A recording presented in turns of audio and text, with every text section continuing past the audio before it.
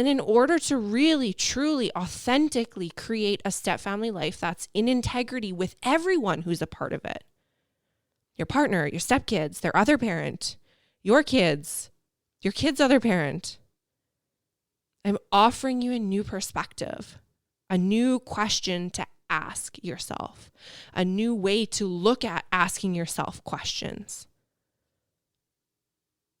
Something that one of my mentors says all the time is that the quality of your life is dependent on the quality of questions that you ask.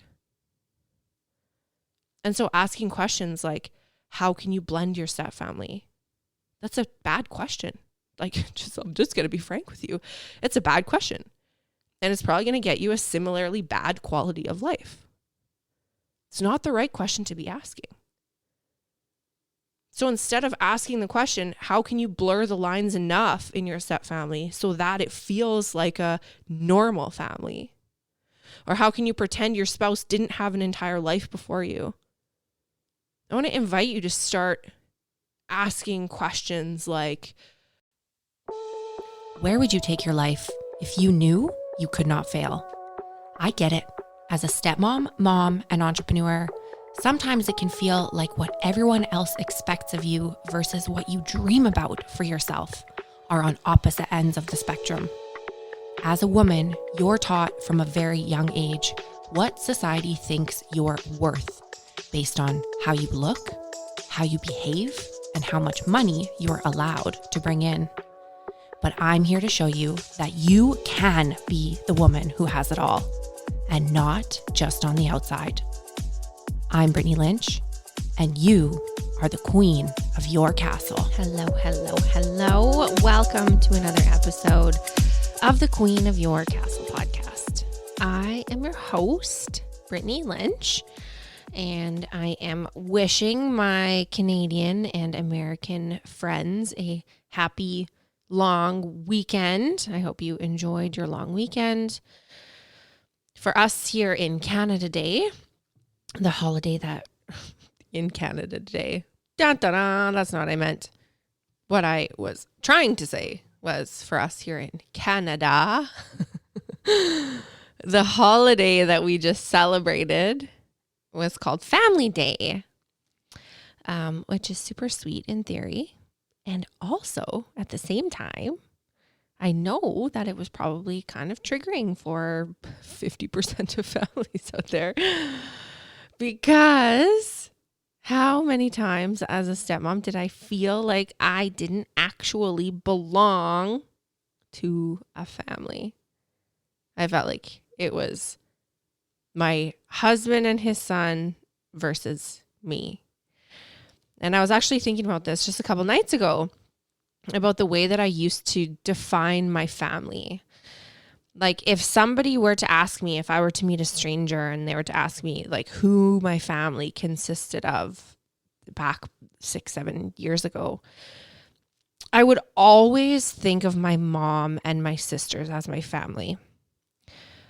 Like even after Seamus and I had been together for a while and like we lived together and had a life together, I didn't consider him and especially my stepson to be my family. It just like cognitively hadn't clicked that these people were my family. They were a family, but I wasn't in my mind a part of it. And now part of it, I think, has to do with the fact that the culture that we live in, the society that we live in the West specifically, still really considers the traditional nuclear family, the husband and wife and 2.2 kids family to be the definition of family, right? Like the quote, air quotes, normal type of family. And then all the other types of families were very literally considered to be the other types of families. Right? Like there's the nuclear traditional husband-wife family, and then there's all the other types of families. But I actually think that this is a good thing. I actually think that there's a good thing that there's a distinction between this traditional family and the other families.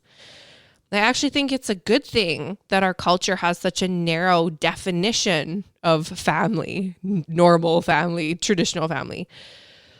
And that's because of how many problems arise when, for example, a step family tries to fit itself into the same box as a nuclear family exists in. So in other words, these forms and norms and functioning of traditional nuclear families, they're pretty well defined. They're pretty classically defined, whether you agree with it or not, whether it aligns with your value system and your belief system. It's often true that in a traditional family, in a nuclear family, there are some pretty established, ingrained gender norms that are ascribed to, right? Like moms are primarily responsible for childcare, for unpaid domestic work, even if they work outside of the home as well. Dads are primarily responsible to be that stereotypical protector and provider. Mom and dad form a united front when it comes to parenting the kids, right? Like the hallmark, listen to your mother shouts from the living room as dad's watching football and mom's still on her feet for the 10th hour of the day, making sure the homework's done and supper's made and the kitchen's clean and da da da da.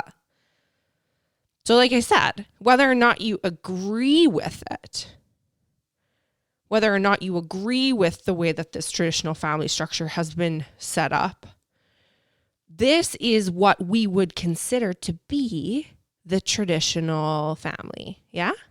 That's the nuclear family. Now, I'm going to go off on like a quick little tangent here because I read something the other day that just about blew my socks off. I had no idea that this was a real thing. But I know that traditional family therapy, traditional family therapists are not actually trained specifically in the dynamics of a step family. And that in itself means whatever you want to make it mean. However, it's been found in the research that only 30% of step families who are like really, really needing some family therapy, only 30% of step families can actually benefit from traditional family therapy. And I want you to just like rest with that for a minute and like let that sit with you for a minute before I start blabbing on again. Only 30% of step families can be helped or are helped by traditional family therapy. Now, does this mean that the therapists don't know what they're doing? No. Does this mean that therapy is not good? No. I firmly believe that everyone should have a personal therapist and a couples therapist and a family therapist. I love therapy. Huge therapy advocate. But what's happening, right? What's happening that these PhD level therapists with tons and tons and tons of school who understand the human mind and understand these functions of family relationships, what's happening that the way that they've been trained isn't suitable for step families? It's really related to what I want to talk to you about through this episode. It's really kind of the backbone of what I'm going to be talking to you about for the remainder of this episode. That we as a society, we as a culture, especially in the West, have a really narrow ideal of what a family is supposed to look like. And why am I saying I think that this is a good thing when 2 and 3 step families fail and only 30% of step families can be helped with traditional therapy? Like, why am I saying, oh yeah, that's a great thing. This is a fantastic thing that the world sees family as this really narrow definition. And it is for one very simple, but also, of course, a little bit complex reason. And that is because it's not supposed to be our goal as the other kinds of families to recreate the nuclear family system. So write this down if you're not driving, because this is like $1 million advice right here. It is not supposed to be our goal as a non-traditional family to recreate the nuclear family structure. You're not supposed to learn how to play chess with a checker set. You're not supposed to apply the same principles to flying an airplane as you do to driving a car. Step families are not and will never and can never be nuclear families. Period. Full stop. End of story. And how often have you had this thought, right? How often have you had the thought that you want to blend your stepfamily? I get it, because this is what I do, right? I help stepmoms blend their stepfamilies. But I need you to hear me out for a second. How often have you sought out resources, books, blogs, podcasts, forums, Facebook groups, blah, blah, blah, blah, blah, with the intention of figuring out how the hell are you supposed to blend your stepfamily? Right? This is like the number one goal that stepmoms essentially show up on my virtual doorstep asking for help. How do I blend my stepfamily? Right? But the problem is that when most stepmoms say that they want to blend their stepfamily, what they really mean, what they're really saying, what they're really asking me to help them with is that they want to make their stepfamily function, look like, feel like, exist like a nuclear family. And I need you to think about this for a second. And I need you to get really honest with yourself. And like, this is not an exercise in judgment. This is not saying like you're doing anything wrong. That's none of that. We can't create change without an awareness of where we are maybe directing our attention to the wrong way, right? If something isn't going the way that we want it to go, we need to evaluate. Are we directing our attention in the right place or the not right place? So if you bring to mind some of these issues that you've run into since you've become a stepmom, or if you don't consider yourself a stepmom yet, since you have gotten into a relationship with a partner who has kids, who already has kids, brought kids along with them. If you bring to mind some of these issues that you've had, big or small, doesn't matter. What percentage of those issues are issues because you are comparing your life with a traditional family model of what life is supposed to look like? Whether that's conscious or subconscious, how many of these problems are you having because your stepfamily isn't operating like a traditional family would? So, for example, most stepmoms have some sort of complicated history with their spouse's ex, yeah? Like, even if that is resolved now and you co-parent peacefully, most stepmoms at some point have had to sort and sift through thoughts and feelings like, it's not fair that your spouse has already experienced all those milestones with somebody else. It's not fair that your life is constantly interrupted by your partner's past lover and their schedule and their conveniences. It's not fair that your stepkids think that their other parent can do no wrong, even though you're the one bending over backwards to give them a good life. It's not fair that your in-laws still have a good relationship with your stepkid's other parent. And I get it. It really, really, really isn't fair. It doesn't feel fair. It feels sad. It feels hopeless. It feels helpless. It feels disempowering. And trust me, like, if I could wave a magic wand and make all the hard parts go away for you, I would in a millisecond. And also, I really, really, really want you to consider how many of the issues you're facing in your life are issues because you're comparing the experience that you're living with the experience of a nuclear family. Because subconsciously or consciously, there's a part of you that believes the goal is to make the stepfamily parts and pieces go away.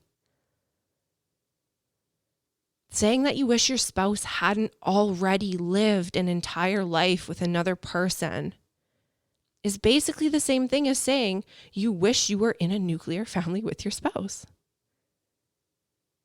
Saying that you wish the kids loved or respected or appreciated you the same way they do their biological parents is basically saying the same thing as you wish you were in a nuclear family.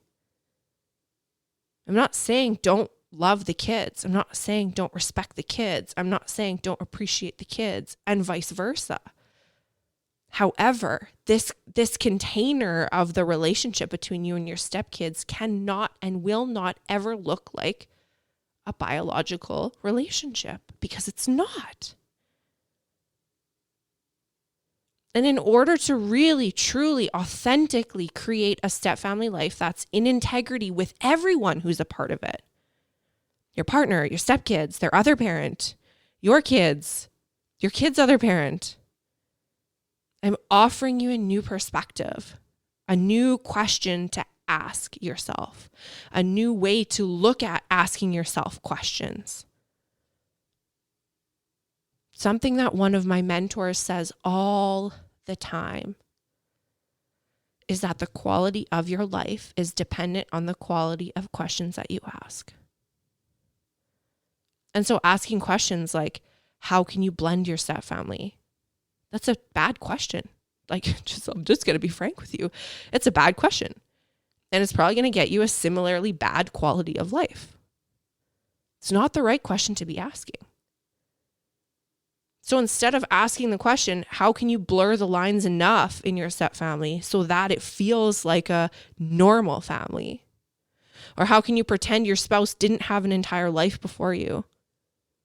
I want to invite you to start asking questions like, what are other stepfamilies doing? Other happy, peaceful stepfamilies? What are they doing that has set them up for success? Right? Success leaves clues. So what are other stepfamilies doing? What are other happy stepmoms doing? What are other peaceful stepmoms doing that set them up for success? Not how do I pretend my stepfamily isn't a stepfamily and make all these issues go away, but what are other stepfamilies who live in the same similar sort of dynamics as we do doing that honor the differences of a stepfamily and work within those differences? I want to invite you to start asking yourself questions like, what do you want your role as a stepmom to look like? Knowing the fact that no amount of books or blogs or podcasts are going to turn your stepkids into your biological kids. How can you invent? How can you create the role that you want to play? I want to invite you to start asking questions like, how can you define the amount of time, the amount of energy, the amount of money that you feel comfortable contributing to your stepfamily, knowing that what you choose to contribute is a choice based on yourself, based on your own boundaries, your own integrity, your own comfort levels? How can you give authentically from a place of generosity and wanting to give, rather than giving conditionally with this expectation of appreciation, or with an expectation that giving is going to create a certain type of relationship dynamic? Ask better questions, get a better quality of life. That's all there is to it. And that's really what our focus is going to be on for this round of the Uplifted Stepmom. So if you have no idea what I'm talking about, and you haven't already registered, and you've never participated in an Uplifted Stepmom before, I'm going to extend an invitation. It's a totally free 3-part workshop series. I'm going to give you the tools, the strategies, the mindsets required to blend your stepfamily in a way that honors the differences of stepfamilies instead of trying to cover them up, right? When people say I want to blend my stepfamily, I get this vision in my mind, this like visual in my mind of like trying to smudge out a pencil line with an eraser, trying to erase this delineation of step, right? We can't do that. If we want to live in these peaceful homes, if we want to live in homes where everyone feels respected and like a part of that step family, the first step is acknowledging that we live in bloody step families. So the first workshop is starting on February 24th. So if you still need to get registered, you can click the link in the show notes. You can click the link in my Instagram bio at the Step Queen. You can click the link on our Facebook page, also the Step Queen. It's $0 to attend. You can tune in right from your phone. If you're not able to attend live, the workshops will be recorded and the replays are going to be available. So this first workshop on the 24th, you are going to be learning what is the single most important quality to develop if you are a stepmom who wants, and ask yourself, right? Does this fit? Does this suit me? Ask yourself, is this something that you want? Do you want a happily blended stepfamily so that everyone in your stepfamily can feel safe and included and respected in your home?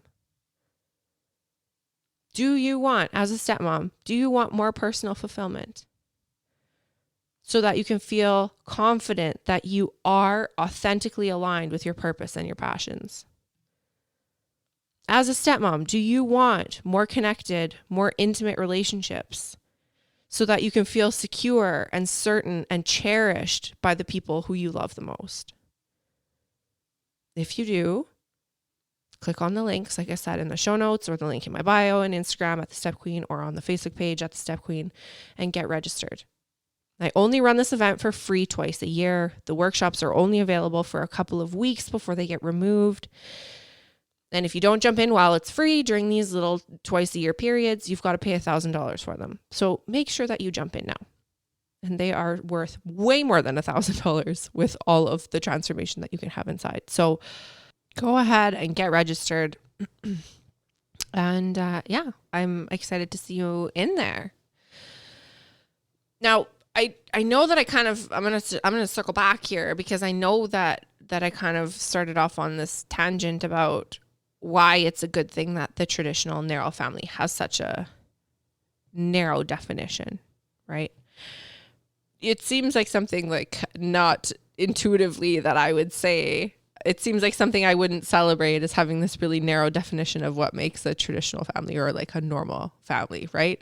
Usually I'd be the person advocating for equality and making sure every family system knew that it had its place and was important, which I definitely still advocate for. But I also think that it's really important to note and to mention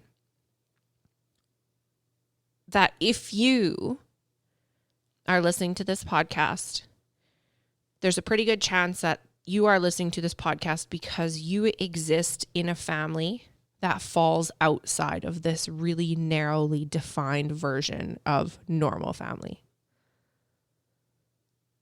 And that means because you fall outside of this, quote, normal definition, you get something that nuclear family people don't get.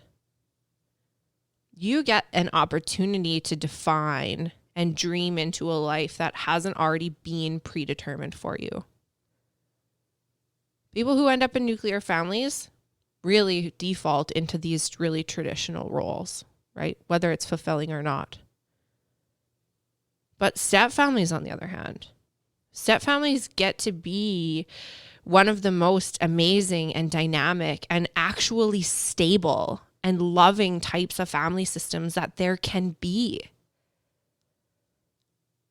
People who are a part of a step family, in my opinion, are called to a higher standard. You're called to grow in ways that nuclear family members aren't called to grow in. You're called to expand your views on what makes a parent, on what makes a partner, on what creates intimacy. You're called to heal. You're called to break generational cycles of trauma and abuse.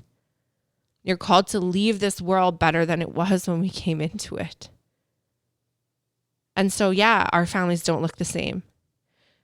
Yeah, there's a lot of work to be done around the stigma of stepmothers and the stigma of stepfamilies.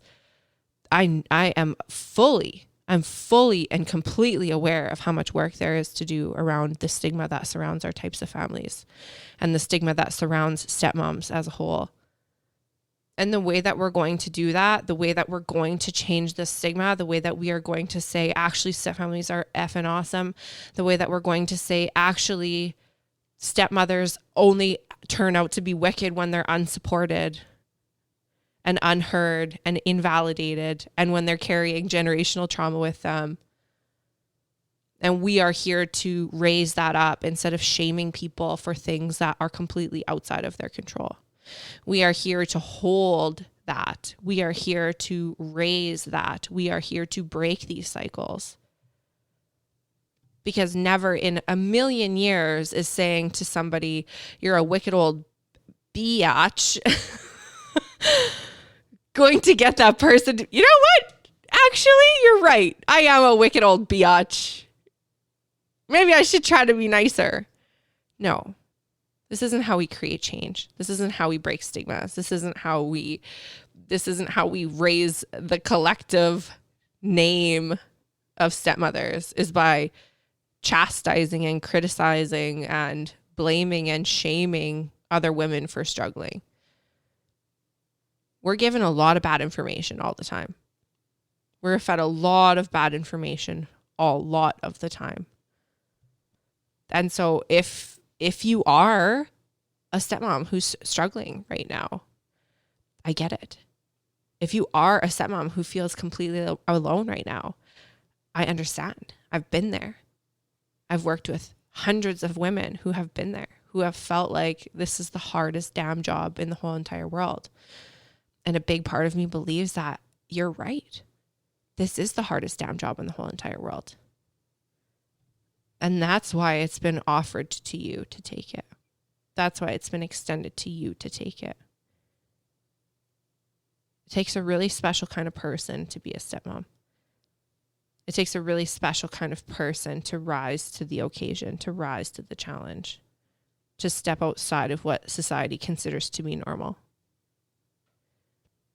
And if nobody's told you today that they are proud of you, that they see you, that they acknowledge you, that they know how hard you've been working, that they see how much effort you've been putting into creating a family that everyone can feel welcome and appreciated and loved and safe in.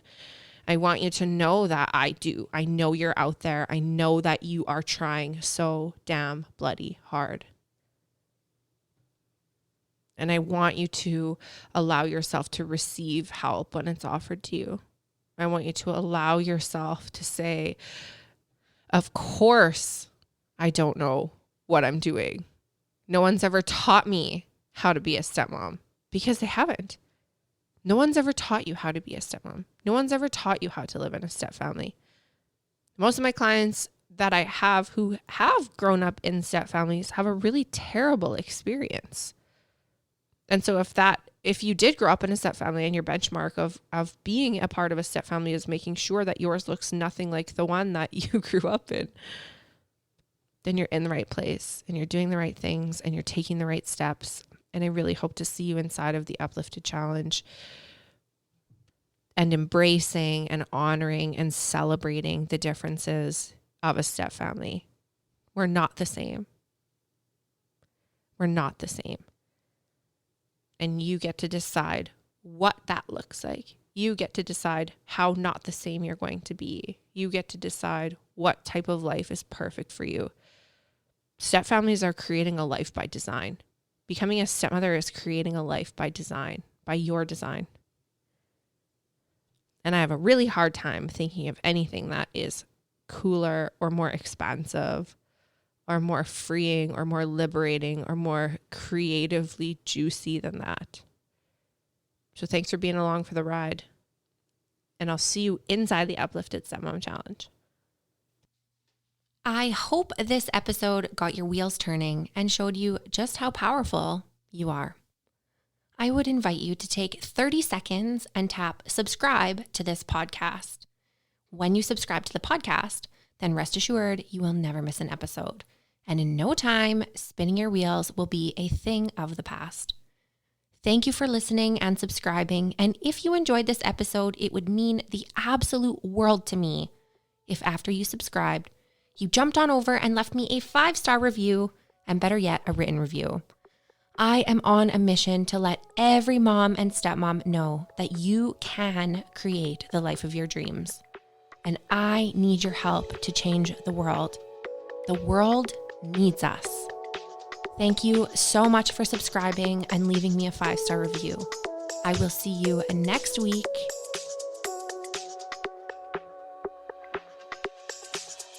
For more behind the scenes action and to get really up close and personal with me and our beautiful step family, jump on over to Instagram and follow me at The Step Queen. Don't be shy, send me a DM, tag me in your posts, tag me in your stories, let me know what you're up to and what about the podcast has been blowing your mind. I cannot wait to get to know you better, and Instagram is my jam. I love you so much. I love you so much. Make it rain, girlfriend.